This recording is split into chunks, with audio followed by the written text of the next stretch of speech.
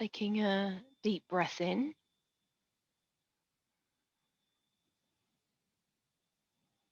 And just breathing out.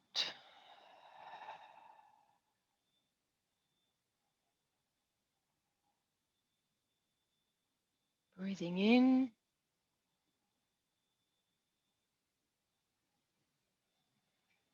And breathing out. The next inhale, just scanning the body from the head all the way down to the toes. And just checking in with the mind. What's going on in the mind? And then just putting any worries or concerns aside while we do this compassion course, understanding what the Buddha actually taught. So we're going to set our intention to go through the first verse of this sutta, the Metta Sutta, the teaching from the Buddha. So opening your eyes, getting present to the presentation, and we're going to go through. So just a quick recap as to how this sutra came about. Teachings from the Buddha to the monks who were disturbed by tree spirits. And he urged them to practice loving kindness towards all beings, and then they were able to tolerate the spirits' peace happily and increase their connection and happiness. So this is an overview of the discourse. So we've got verse 1, 2, 3, 4, 5, 6, 7, 8, 9, and 10. And the objectives is to go through each of these one by one, to expand on them so we get the meaning behind what the Buddha originally taught for this love and kindness meditation. So just a quick recap as to how this sutra came about. Teachings from the Buddha to the monks who were disturbed by tree spirits. And he urged them to practice love and kindness towards all beings, and then they were able to tolerate the spirits' peace happily and increase their connection and happiness. So this is an overview of the discourse, and the objectives is to go through each of these one by one, to expand on them so we get the meaning behind what the Buddha originally taught for this love and kindness meditation. So verse 1, we've got able, honest, and humble. So let's look at the actual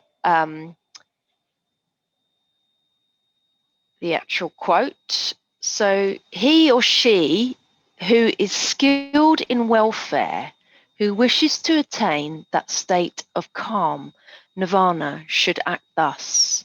He or she should be able, upright, perfectly upright, obedient, gentle, and humble.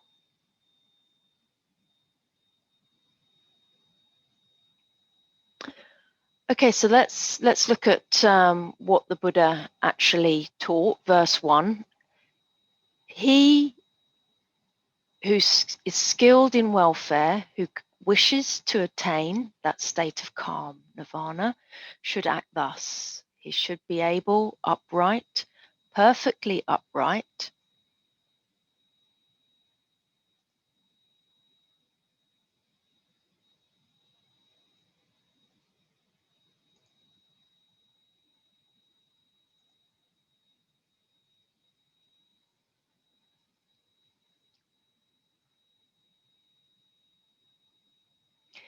So let's go through what the Buddha actually said. And he or she who is skilled in welfare, who wishes to attain that state of calm nirvana, should act thus. He should be able, upright, perfectly upright, obedient, gentle, and humble.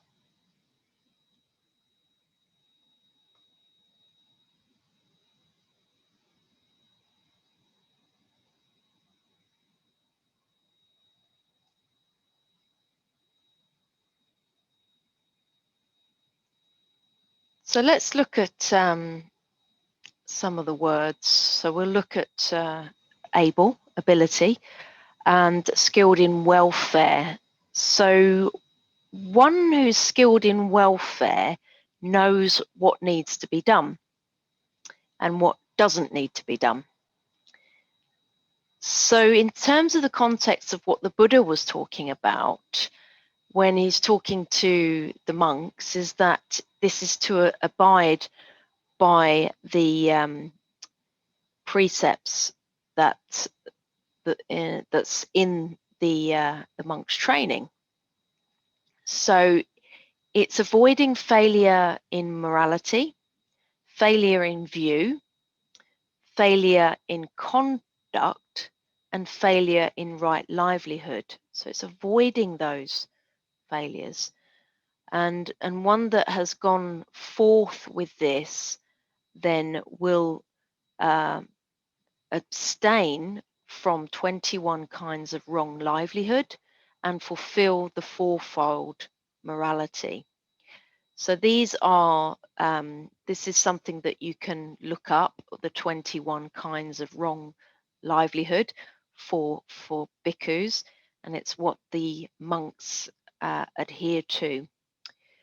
If we're thinking about for our daily life and what we can look at, it's really the practice is looking at the 8 precepts. So you can look at the eight precepts for welfare. So what are they? So the first one is, I will abstain from taking life. I will abstain from stealing. I will abstain from indulging in sexual misconduct and taking intoxicants. And these 3 components actually relate to right action, which is part of the Eightfold Path. The next is, I will abstain from telling lies. I will abstain from setting one person against another. I will abstain from using rude and rough words. I will abstain from talking frivolously.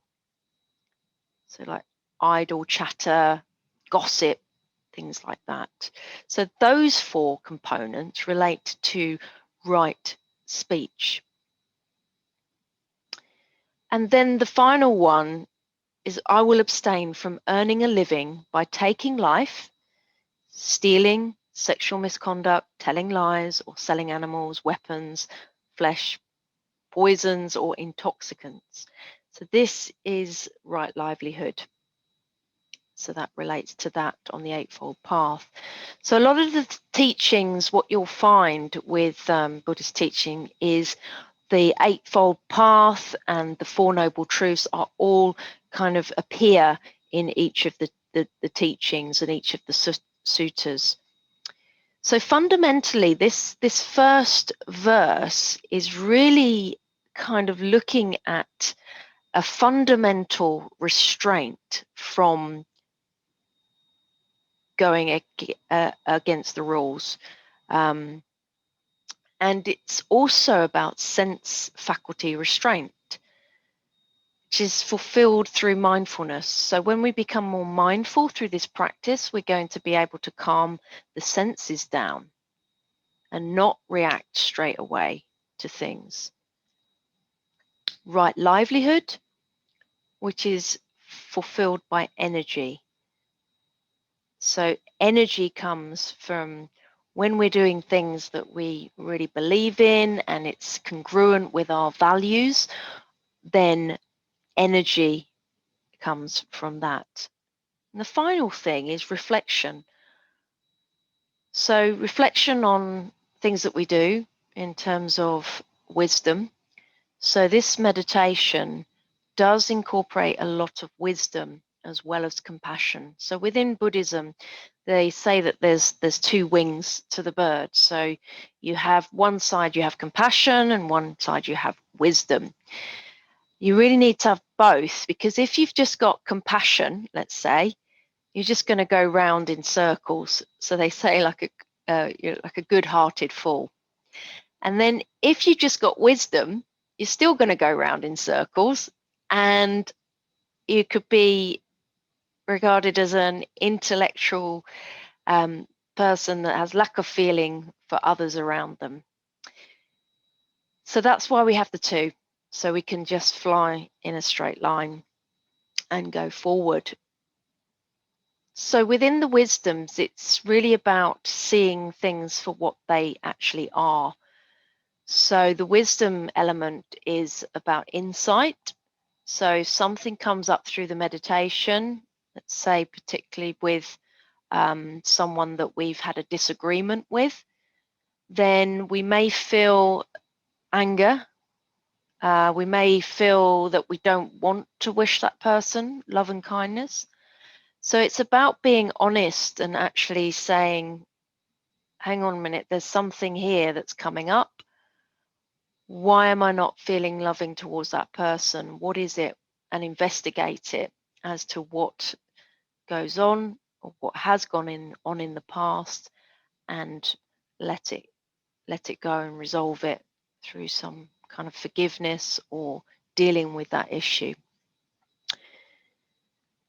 Humble. Being humble is the last thing, is not being of a place that putting you up here, that you kind of know everything, let's say, because we're all on a journey. So it may be just holding back some information if you're having a conversation with someone and allowing them to speak, and just listening to what they have to say.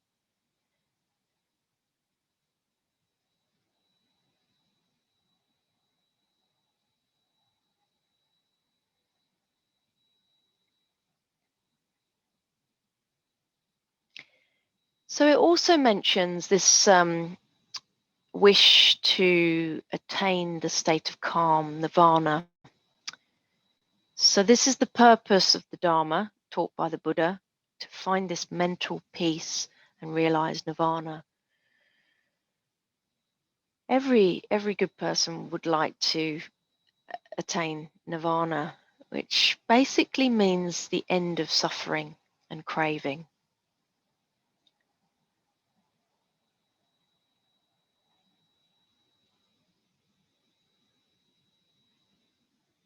So it's important to actually understand what nirvana is, because if we don't know what it is, then it's, how will we know when we got there? So it might be good to actually start investigating the definitions of nirvana, of the 4 factors, or the 7 factors of nirvana that actually come up. And then you can understand what this supreme bliss actually is. So when we say able, it's, it's about having the confidence and the energy to practice morality. So with morality, it's about holding on to that value. It may, the value of the Buddha, and not backing down, just acquiescing, just to keep the peace. So it is about standing your ground in certain areas.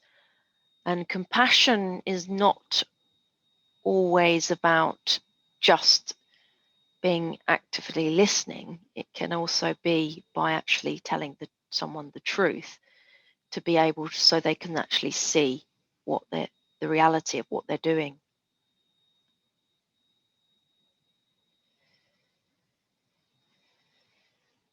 So upright, perfectly upright.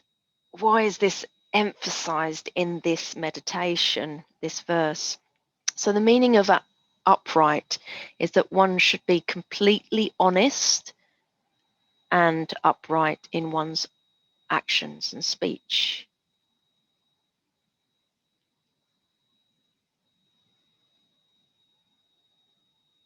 Therefore, we get rid of lust, ill will, delusion, and wrong views whenever they arise.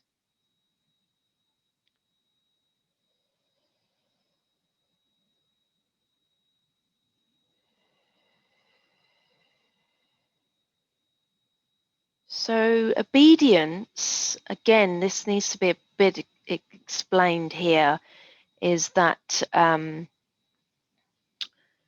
it means one who is not stubborn and defensive and kind of just receives and invites criticism open-heartedly.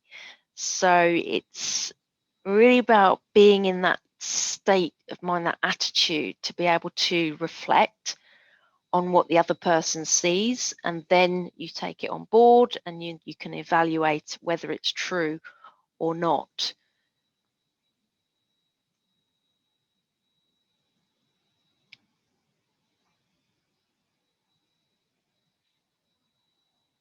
Finally, sort of gentle.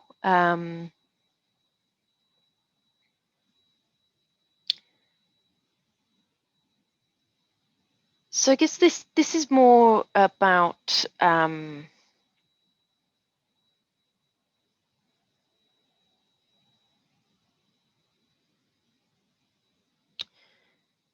being gentle towards others, but also being gentle towards yourself. So let's say that we may be a person that we give a lot of gifts to somebody, and we may expect them to obey to what we want in return. Then that's kind of not really sort of a gentle way of being, because we're expecting something in return.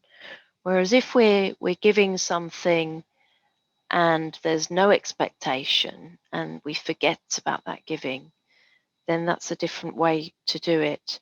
And it's not also about just doing errands for other people, rather than winning respect through polite and gentle manners. So it's basically about not being stubborn.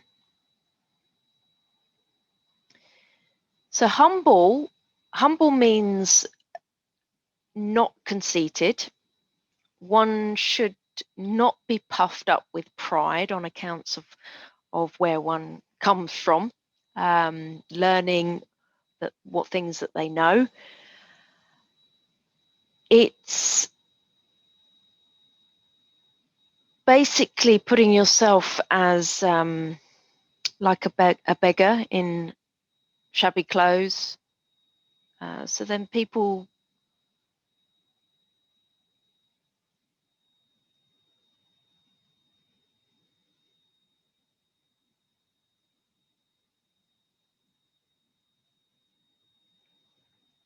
So humble basically means not conceited.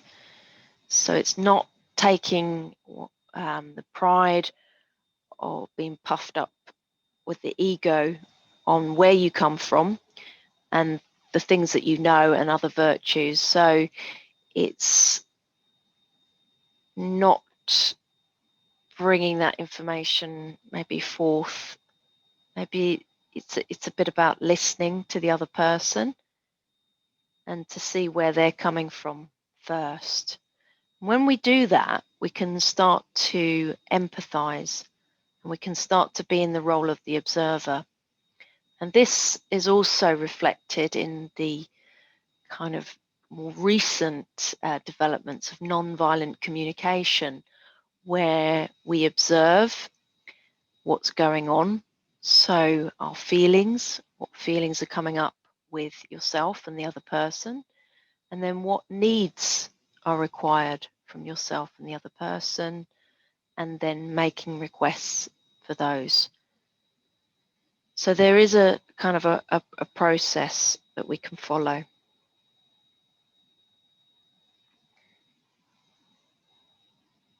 So that's verse 1. What we'll do now is we shall practice the meditation.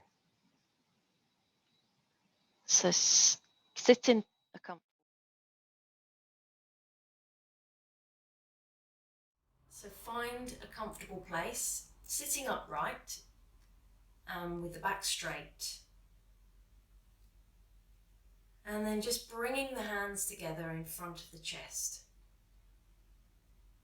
Just taking a nice deep inhale through the nose, lifting up the hands and exhaling, stretching the fingertips out to the side, relaxing the shoulders as you come down. Inhale up, exhale down. Inhale up, exhale down. And then bringing one hand on top of the other, and just let the thumbs touch, and resting the hands on top of the thighs. Taking a deep breath in and breathing out. On the next inhale, just scanning the body from the head all the way down to the toes. Just getting present to all the points of contact with the floor or the chair. And now checking in with the mind. What mind state are you currently in? Are you relaxed? Or are you restless, agitated, thinking about the things you're going to do today? Or are you in bliss? Just check in where you're at and just note it. And now I invite you to leave any worries or concerns, pushing them aside for this meditation, taking your shoes off before entering a building.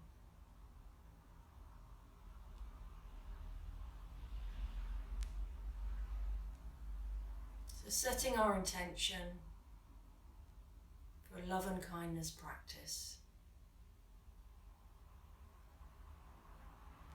The purpose being to increase benevolence to ourselves and those around us, leaving us feeling touched, moved, connected and inspired to go from doing love and kindness to being love and kindness.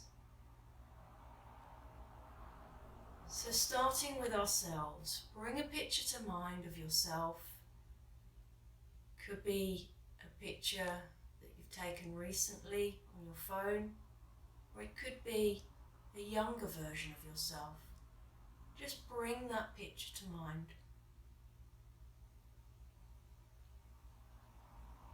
May I be well. Imagining yourself physically well and mentally well. Wishing wellness for yourself.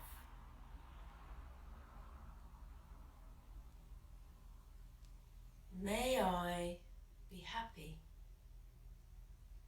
Putting a smile on your face. Just bringing a moment of joy to mind.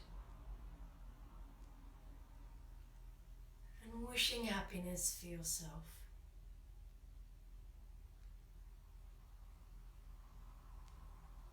May I be peaceful. Imagining yourself at peace. Nowhere to go, nothing to do. Wishing peace for yourself. May I be safe. Imagining a circle of light around you, protecting you. No illnesses affecting you. No fears afflicting you. Wishing safety for yourself.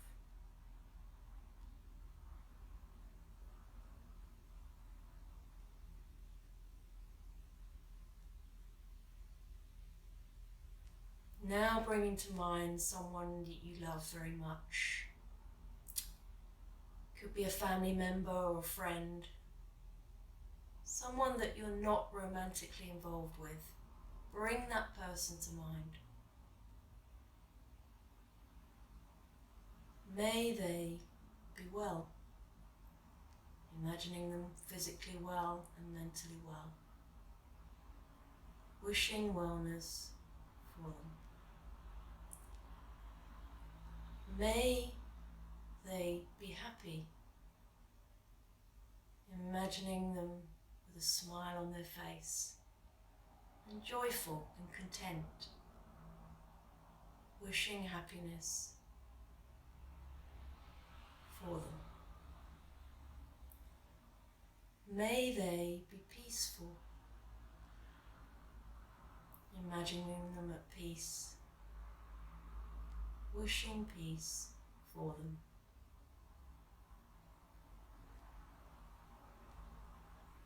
May they be safe. Imagining them protected. Wishing safety for them. Now bringing to mind someone who's neutral, perhaps a neighbour or the postman, someone you see regularly and you don't know their name. Bring that person to mind. May they be well.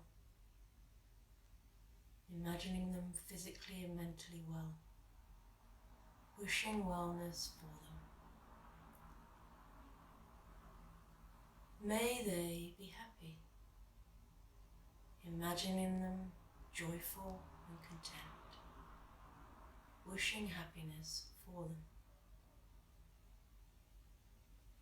May they be peaceful. Imagining them at peace. Wishing peace for them.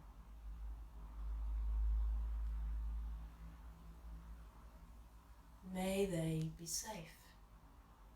Imagining them protected. Wishing safety for them.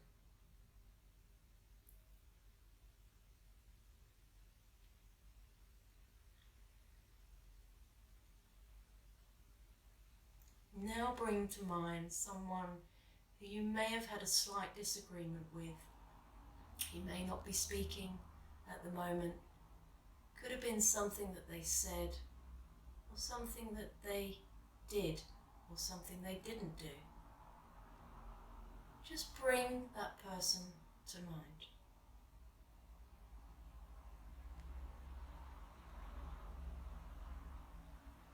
May they be well. Imagining them physically and mentally well. Wishing wellness for them.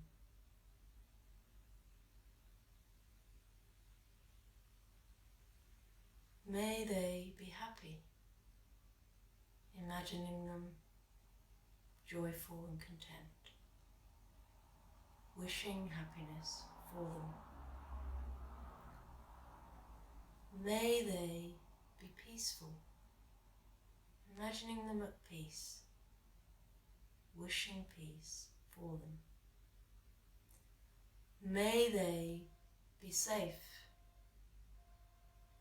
wishing safety for them.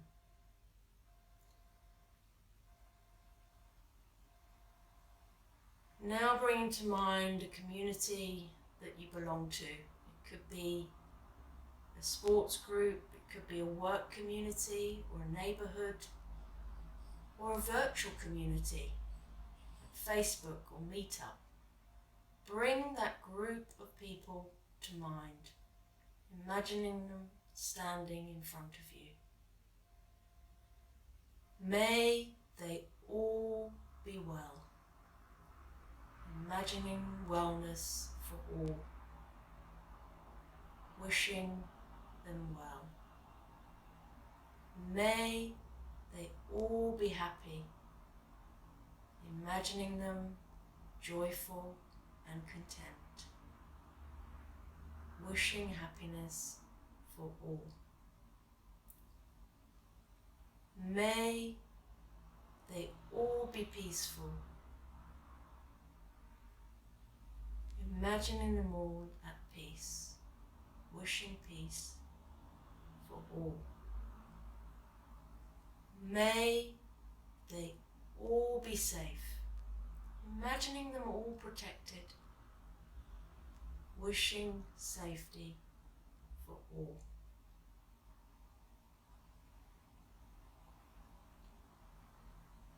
Now going outside that community to a wider community, perhaps the town where you live, or the village, or the whole city, bringing all beings to mind.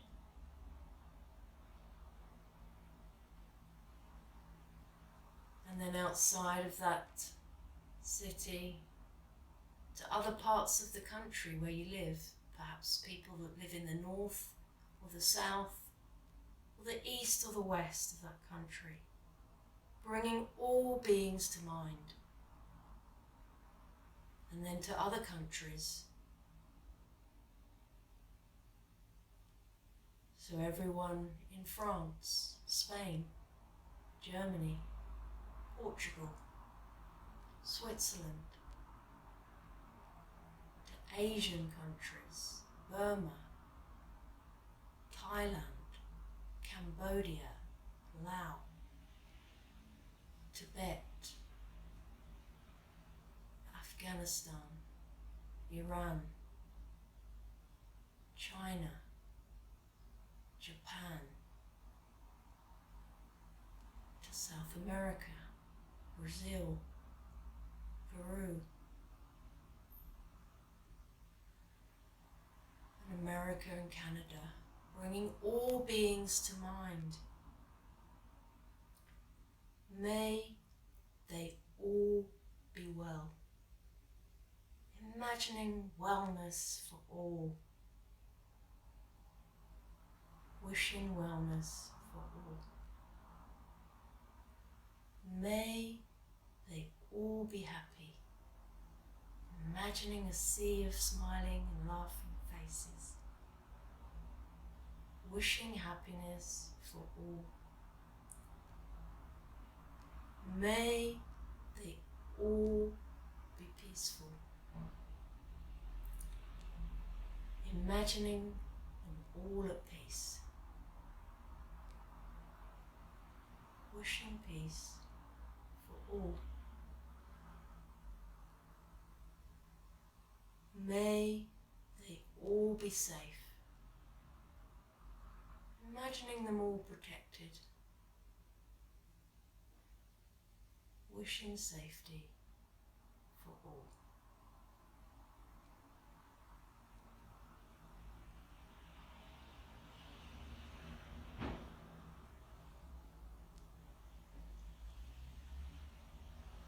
Now bringing your hands together in front of the chest and just taking a deep breath in and bringing one thing to mind that you're truly grateful for. Putting a smile on your face.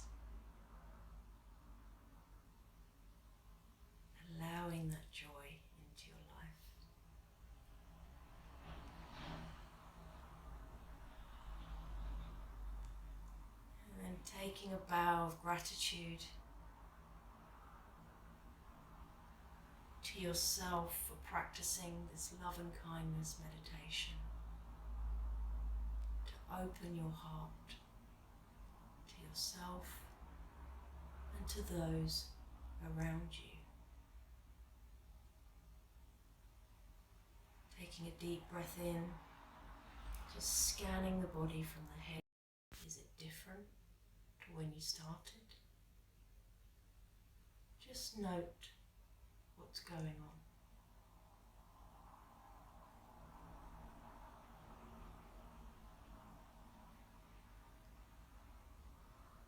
And then slowly coming back to the breath, releasing the hands down.